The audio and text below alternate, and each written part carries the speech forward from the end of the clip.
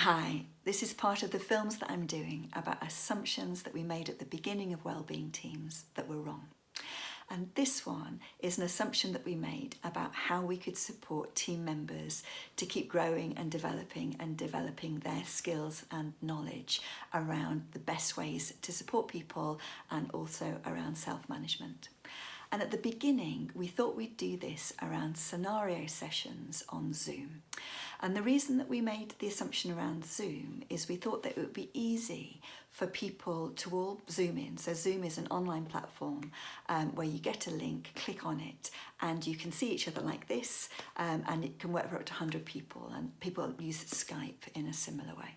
So we thought we could use Zoom because we've been buying everybody smartphones, so they'd have the technology that they needed to do that. We thought it'd be much cheaper than people coming together in a team meeting or session like that, and we thought that would be a great way of us being both economic and being able to see people in this way and to learn together.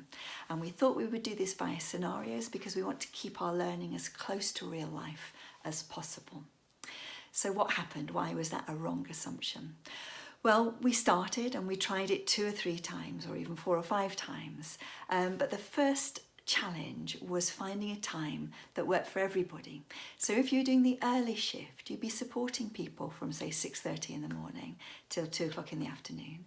And if you were doing a later shift, again, you'd be supporting people from 3:30 to about 10 o'clock at night. So there's a very small, therefore, window of opportunity between 2 and 3:30. So either people would have to join us before their shift or join us at the end of their shift. However, we already have team meetings between 2 and 3:30 one afternoon a week. So to ask people to do that for another session was too difficult for people to organise and to manage.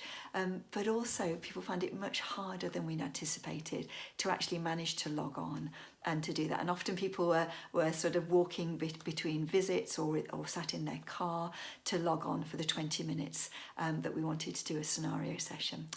So we stopped trying to do it that way, and instead we developed a series of what if cards. So these are like micro scenarios. So what if you turn up and X, Y, and Z has happened?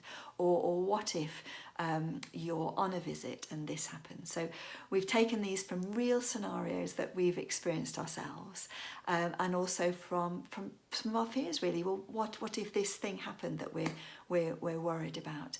And they're not as straightforward as, well, you follow policy. We want to support people to think creatively about how we deal with different situations.